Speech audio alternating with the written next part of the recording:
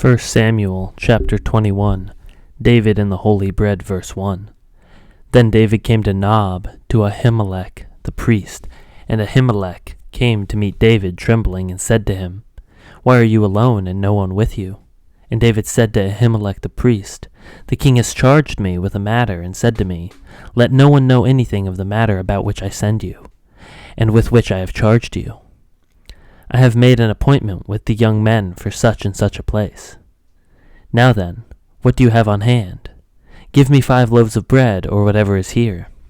And the priest answered David, I have no common bread on hand, but there is holy bread, if the young men have kept themselves from women. And David answered the priest, Truly, women have been kept from us, as always when I go on an expedition. The vessels of the young men are holy, even when it is an ordinary journey. How much more today will their vessels be holy? So the priest gave him the holy bread, for there was no bread there but the bread of the presence, which is removed from before the Lord to be replaced by hot bread on the day it is taken away. Now a certain man of the servants of Saul was there that day, detained before the Lord. His name was Doeg, the Edomite, and the chief of Saul's herdmen. Then David said to Ahimelech, Then have you not a spear or a sword at hand? For I have brought neither my sword nor my weapons with me, because the king's business required haste.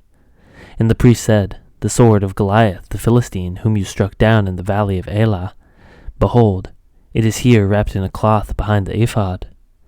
If you will take that, take it, for there is none but that here. And David said, There is none like that. Give it to me. David flees to Gath, verse 10.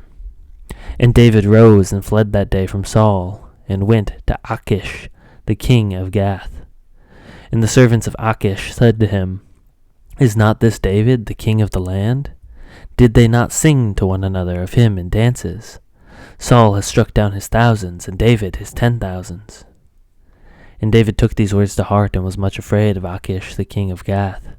So he changed his behavior before them, and pretended to be insane in their hands, and made marks on the doors of the gate, and let spittle run down his beard. Then Achish said to his servants, Behold, you see this man is mad. Why then have you brought him to me?